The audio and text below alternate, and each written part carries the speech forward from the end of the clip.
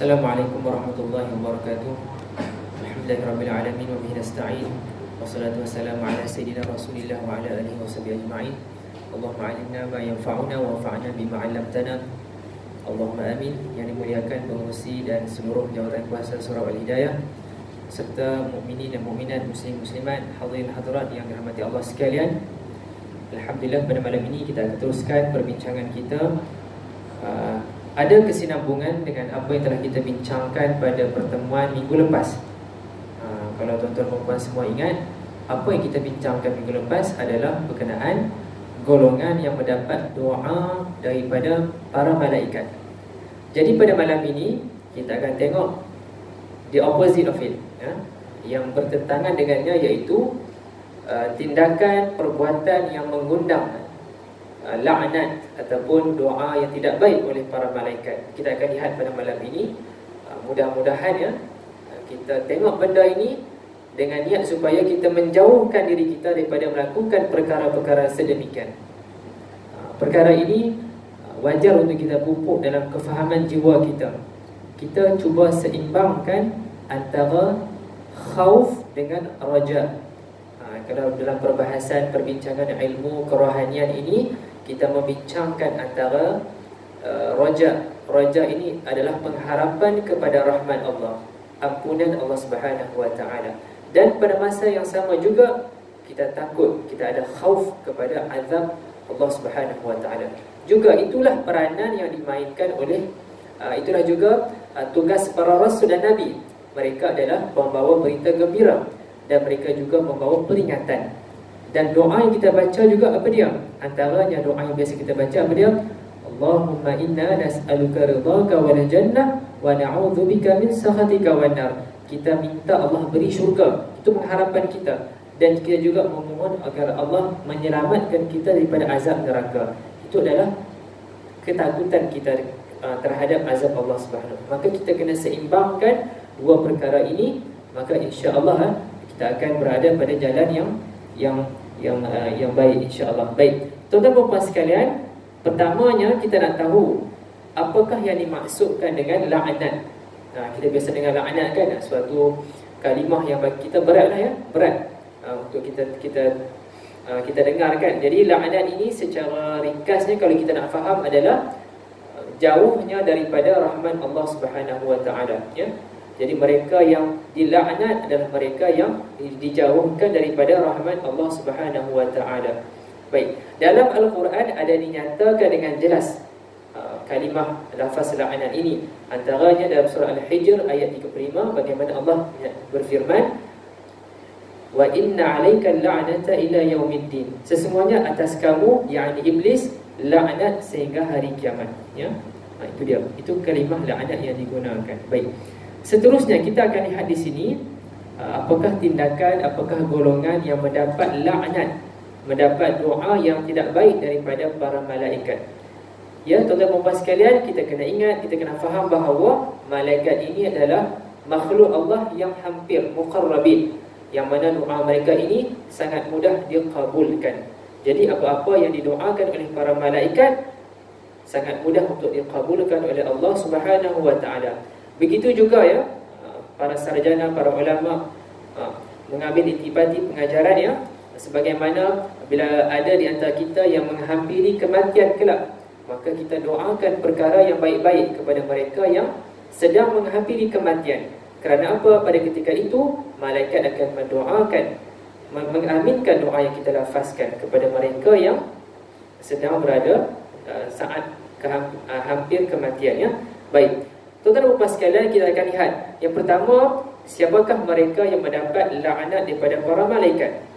Yang pertama ialah mereka yang meninggal dunia dalam keadaan kafir. Hal ini dinyatakan dengan jelas dalam surah Al-Baqarah ayat 161 dan 162. Innal ladzina kafaru wa matu wa hum kuffar ulaika alaihim la'natullahi wal malaikati wan nasi ajma'in khalidina fiha la yukhaffafu anhumul 'adzabu wa la hum yunzarun. Sesungguhnya mereka yang kafir dan mati dalam keadaan kafir. Mereka itulah yang mendapat laknat Allah, laknat para malaikat dan para manusia seluruhnya. Mereka kekal di dalamnya, yakni laknat. Tidak akan diringankan azab dan mereka tidak akan diberikan penangguhan. Begitu jelas sekali dinyatakan laknat kepada mereka yang mati dalam keadaan kafir. Maka tuan-tuan dan puan sekalian, bila kita menyebut soal kematian ini ya, sama-samalah kita berikan orang kata apa, perhatian yang sungguh-sungguh ya. Kita usahakan, kita mohon kepada Allah Subhanahu Wa Taala agar mengekalkan kita pada jalan istiqamah, agar diberikan kepada kita husnul khatimah. Sebab itu doa yang kita cuba usahakan baca selalu. Apa dia antara doanya? Allahumma ya muqallibal qulub, tsabbit qulubana ala dinika wa ala ta'atika subhanaka inna kunna minadh zalimin. Wahai Tuhan yang membolak-balikkan hati, tetapkanlah hati aku, tetapkan hati kami pada agama ya. Dan juga kita mendoakan ya, Allahumma khtim lana bi husnil khatimah wa la takhtim alaina bi su'il khatimah. Kita mohon agar Allah ambil umur kita dalam keadaan kita beriman ya, dalam keadaan husnul khatimah ya. Jadi itu yang pertama. Yang pertama iaitu golongan yang mendapat laknat malaikat, iaitu mereka yang mati dalam keadaan kafir. Baik. Yang kedua ialah orang-orang yang murtad. Orang-orang yang murtad juga mendapat laknat daripada para malaikat. Dalam hukum jenayah Islam sekalipun sangat berat ya hukuman yang dikenakan ya. Jika mereka tidak kembali bertaubat dalam tempoh masa yang ditetapkan, hukumannya adalah hukuman bunuh ya. Ini mengikut jenayah syariah ya. Kalau dilaksanakan ya hukumannya. Baik. Seterusnya, golongan yang mendapat laknat daripada para malaikat ialah mereka yang melakukan kemaksiatan. Kita akan lihat di sini ada beberapa jenis maksiat yang dilakukan yang mengundang laknat para malaikat. Yang pertama ialah mereka yang mencaci maki para sahabat Nabi sallallahu alaihi wasallam. Yang ini kita kena berikan perhatian. Jangan mudah kita ya terjerumus ya kepada golongan ekstremis yang membenci para sahabat. Kena berhati-hati. Kerana Nabi sallallahu alaihi wasallam telah menceritakan tentang keadaan mereka. Nabi menggambarkan ya, khairun nas qarni, thumma alladhina yalunahum, thumma alladhina yalunahum. Nabi menyatakan sebaik generasi adalah generasiku, yakni para sahabat. Kemudian setelahnya dan kemudian setelahnya. Kerana apa? Mereka inilah golongan yang sangat hampir kepada Nabi sallallahu alaihi wasallam, menerima didikan secara terus daripada Nabi sallallahu alaihi wasallam ya. Kita hari ini pun kita salat, kita sangat terhutang budi kepada jasa para ulama kita yang mana mereka menerima ilmu ini daripada ulama sebelum ini dan seterusnya sampai kepada para tabi'in, kepada tabi'in, kepada para sahabat yang mana mereka ini melihat dan belajar secara terus daripada Nabi sallallahu alaihi wasallam. Nabi memberikan amarannya, man sabba ashabi fa alaihi la'natullahi wal malaikah wan nasi ajma'in. Siapa yang mencela sahabat-sahabatku, maka atasnya laknat Allah, malaikat dan seluruh manusia. Jadi berhati-hatilah ya kita, jangan terjerumus kepada golongan yang mencaci, mencela para sahabat Nabi sallallahu alaihi wasallam ya. Baik. Seterusnya, pelaku maksiat yang mendapat laknat malaikat. Siapa? Mereka yang melakukan kezaliman dan kemaksiatan yang besar di kota Madinah. Jadi ini juga perlu kita berikan perhatian ya. Kota Madinah nanti kalau kita melakukan umrah dan ziarah di Arab Saudi nanti, maka jaga betul-betul tingkah laku kita di dua tanah haram ini ya, dan di Madinah. Baik, seterusnya dinyatakan ya, golongan yang mendapat laknat malaikat juga ialah mereka yang menzalimi penduduk kota Madinah ya. Ada hadis Nabi yang secara khusus menyebutkan perkara ini. Baik, seterusnya siapa lagi yang mendapat laknat para malaikat? Iaitu mereka yang mengaku nasab yang palsu. Dia menisbahkan diri dia ni anak kepada siapa, tetapi itu adalah perkara yang palsu. Maka mereka ini akan mendapat laknat yang berterusan.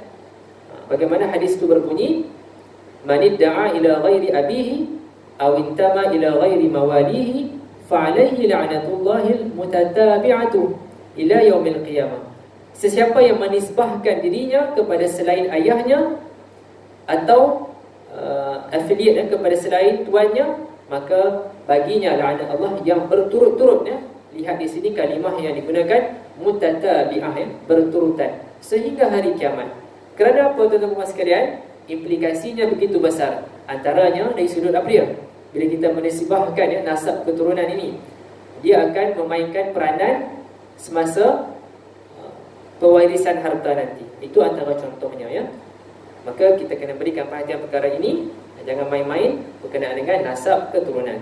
Baik, seterusnya golongan wanita yang diajak untuk berhubungan badan oleh suaminya namun dia enggan tanpa uzur. Idza da'a rajulun mar'atahu ila firashihi fa'abat fabata ghadban 'alayha la'nataha al-malaikatu hatta tusbih. Jika seorang suami mengajak isterinya untuk digauli di tempat tidurnya, lalu isterinya enggan dan suaminya murka, maka malaikat melaknatnya sampai pagi. Baik. Berikutnya, apakah lagi golongan yang mendapat laknat malaikat? Mereka ialah golongan yang mengarahkan senjata kepada saudara muslimnya. Dia mengancu senjata ya. Benda ni pun jangan main-main. Di Malaysia ni pun kita dah dengar berita kan bagaimana pernah terjadi ya, tertembak kan, menggunakan senjata api kan. Jadi perkara ini perlu diberikan perhatian banyak ya.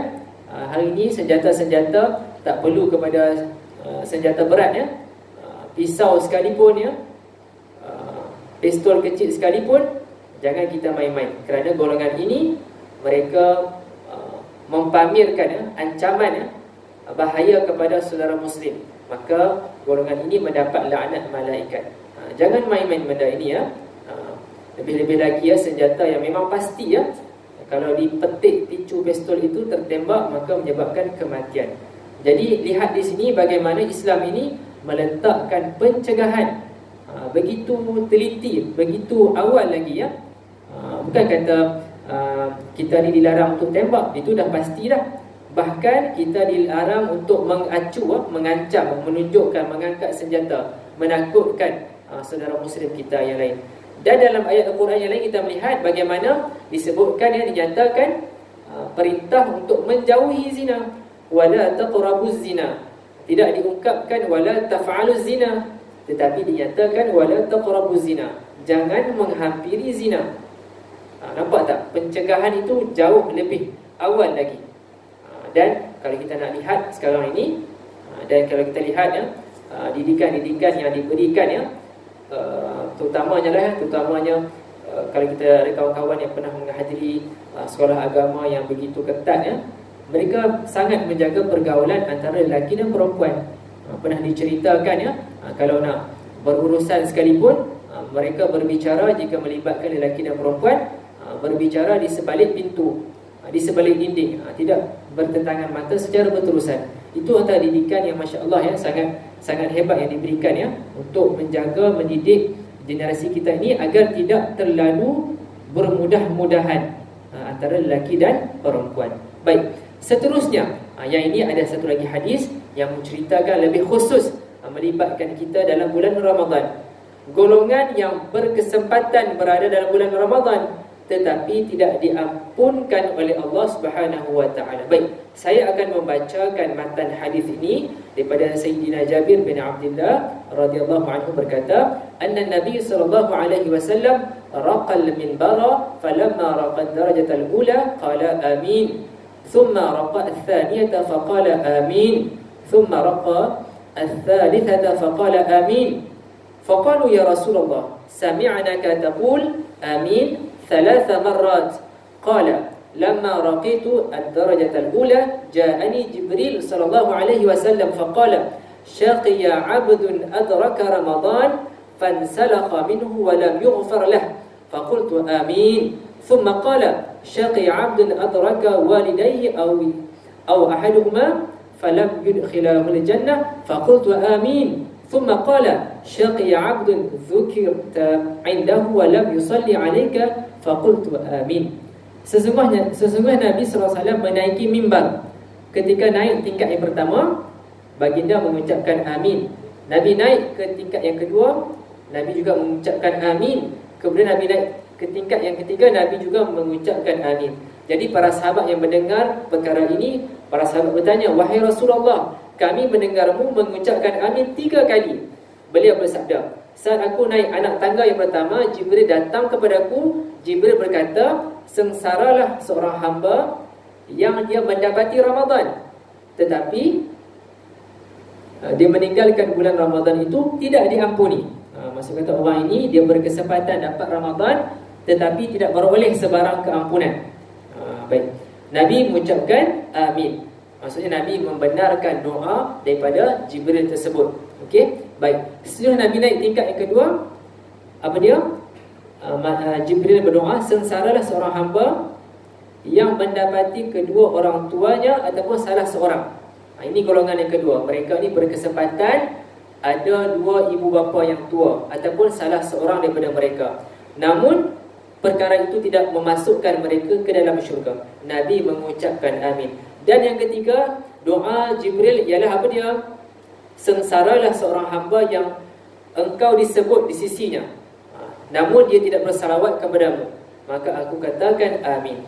Jadi golongan yang ketiga adalah apabila disebutkan nama Nabi Muhammad SAW, orang tersebut tidak mengucapkan salawat kepada Nabi SAW. Kita lihat di sini, siapa yang mendatangi Nabi? Iaitu Jibril. Jibril, dan Jibril mengucapkan doa ini. Dan secara khususnya diceritakan 3 golongan ini, mereka yang dapat Ramadan tetapi tidak beroleh keampunan. Yang kedua ialah mereka yang ada kesempatan untuk berkhidmat kepada ibu bapa yang dah tua, sama ada kedua-duanya ataupun salah seorang. Dan perkara ini pun tak semua orang beroleh rezeki ini. Ada mereka yang dah ibu bapa telah pergi pada usia mereka muda, ada yang langsung tak sempat jumpa. Maka dalam keadaan ini mereka langsung tidak melayakkan mereka masuk ke dalam syurga. Sungguh pun ada 2 ibu bapa yang telah tua ataupun salah seorang daripada mereka. Dan yang ketiga ialah mereka yang tidak berselawat kepada Nabi ketika disebutkan nama Nabi SAW. Baik, ada lagi dua golongan yang mendapat laknat malaikat, iaitu yang seterusnya ialah mereka yang menahan diri daripada berinfak. Kalau sebelum ini kita menceritakan golongan yang mendapat doa malaikat ialah mereka yang menginfakkan harta. Malaikat mendoakan agar diberikan ganti harta mereka. Jadi di sini pada malam ini kita akan melihat mereka yang mendapat laknat malaikat ialah golongan yang menahan diri daripada berinfak. Ini lebih kita melihat kepada golongan yang ada kemampuan yang boleh berinfak tetapi menahan dirinya daripada berinfak. Kalau tuan-tuan dan puan semua nak lebih memahami perkara ini, antaranya kita boleh lihat dalam surah At-Takatsur, At-Takatsur, mengenai orang yang mengumpul-ngumpul harta mereka. Baik, dan yang terakhir di sini adalah mereka yang menghalangi daripada dilaksanakan hukum qisas. Dalam syariat Islam, jenayah Islam, ada 3 hukum yang dibincangkan, antaranya ialah hudud, qisas dan ta'zir. Jadi qisas ini yang kedua lah yang merupakan hak manusia. Jadi mereka yang menghalangi berlakunya qisas, mereka adalah golongan yang mendapat laknat daripada para malaikat. Baik, jadi tuan-tuan dan puan sekalian, jadi insya-Allah alhamdulillah pada malam ini kita telah melihat siapakah mereka yang mendapat laknat, yang dijauhkan daripada rahmat Allah Subhanahu Wa Taala. Secara khususnya didoakan perkara ini oleh para malaikat. Jadi apa yang kita nak cuba ialah kita nak elakkan diri kita daripada tergolong dalam golongan ini.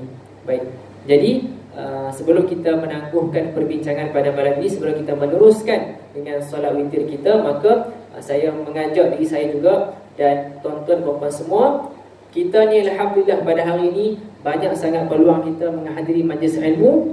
Paling tidak sekali kita duduk majlis ilmu, sekali kita dengar majlis ilmu, cuba tangkap satu benda yang kita nak bawa dalam amalan seharian kita.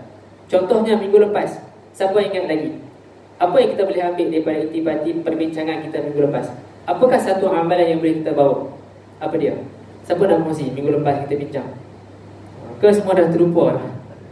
Ingat tak minggu lepas kita bincang apa? Ya?